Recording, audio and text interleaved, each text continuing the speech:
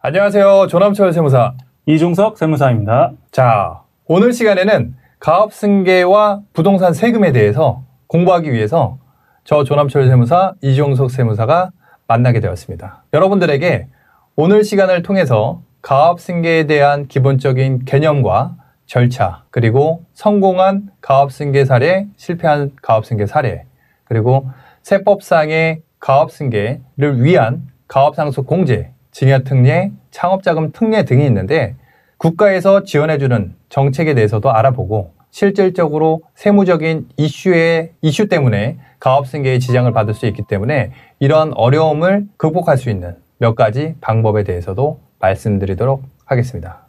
첫 번째 주제는요. 가업승계에 대한 의미와 절차 첫 번째 주제입니다. 가업승계의 의미 어떻게 생각하고 계시나요? 가업승계라고 하게 되면은 통상적으로 부정적인 의미가 많다고 생각하실 수도 있습니다. 뭐 금수저, 은수저라고 해갖고 중소기업, 보통 뭐 대기업들은 뭐 가업승계를 받는다고 생각하게 되면 다 금수저라고 생각하고요.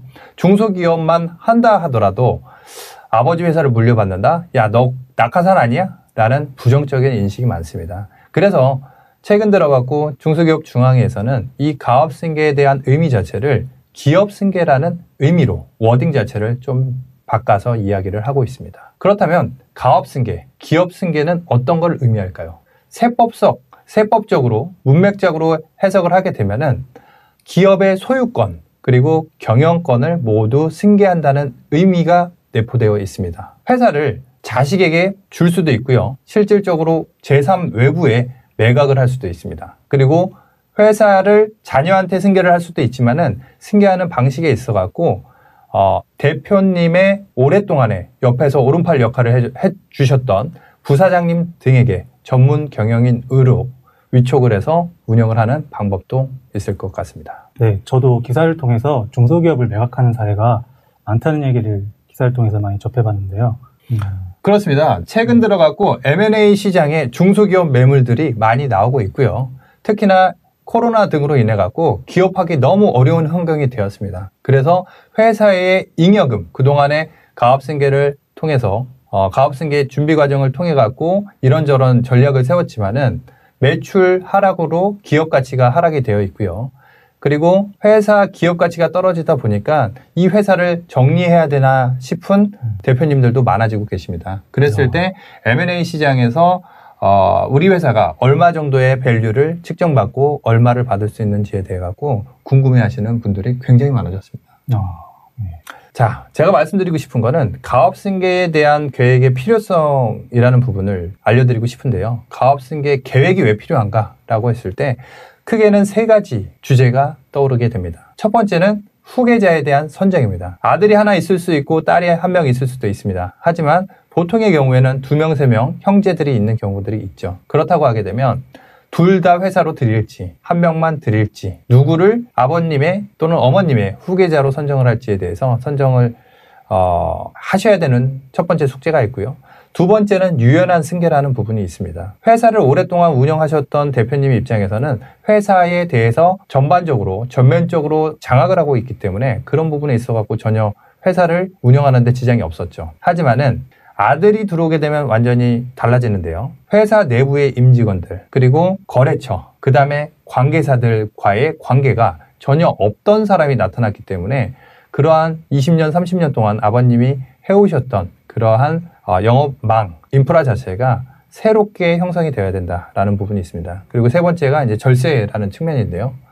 세무사님, 이 중소기업을 운영하는 대표님께서 회사를 아들한테 물려준다라고 했을 때 실질적으로 세금이 많이 발생된다고 생각을 하고 계실까요? 아무래도 그렇겠죠. 우리나라는 현재 뭐 증여에 대한 높은 세율을 적용해서 과세를 하고 있는데 이 회사를 그냥 물려줬을 때 과연 세금이 얼마나 많이 나올지 많은 그 기업가분들께서 걱정을 하고 계신 거를 저도 많이 봤거든요. 네.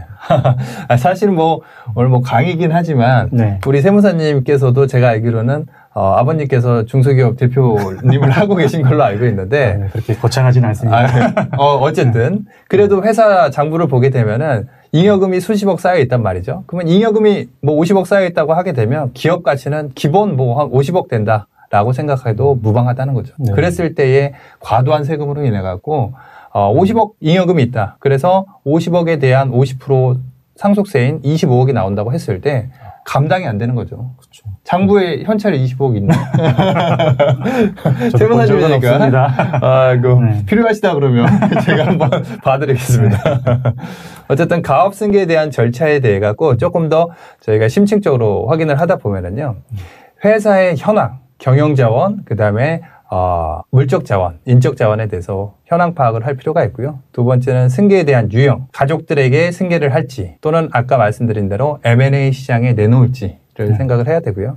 가장 중요한 거는 사실 제가 항상 가업승계 강의를 하면서 중요하게 강조하는 부분은 관련 이해관계자들은 형제만이 아닙니다. 뭐 우리나라 중소기업의 60%, 70% 중소기업에는 가족분들이 뭐 자기의 직계가 됐던 외가가 됐던 분명히 친인척들이 들어와 있고요. 회사가 오래되다 보니까 그 친인척 분들의 자녀분까지 회사에 들어와 있는 경우들이 많습니다. 그리고 실질적으로 어떻게 보면은 친인척이다 보니까 근무를 열심히 하지 않는 경우도 많고요. 심지어 월급만 받아가는 경우도 많은 걸로 제가 전해 들었습니다. 그리고 절차 중에 한 네 번째로 제가 설명드릴 수 있는 게 후계자에 대한 교육인데요.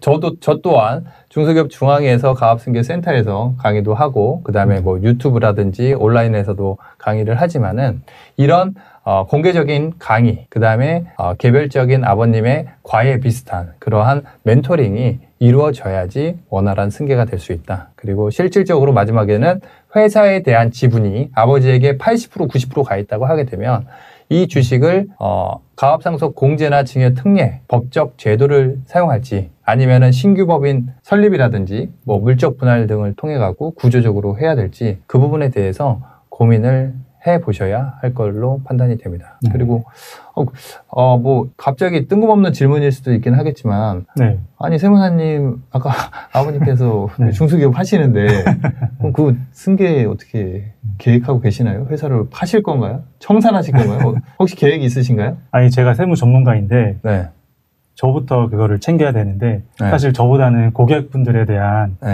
관심을 두다 보니까 아직까지 내부적인 부분에 대해서는 딱히 준비를 못 하고 있는데 이번 시간에 이제 세무사님께서 말씀하시는 내용들을 제가 배워서 꼭 저의 상황에 맞게 적용해 보도록 하겠습니다. 예, 맞습니다.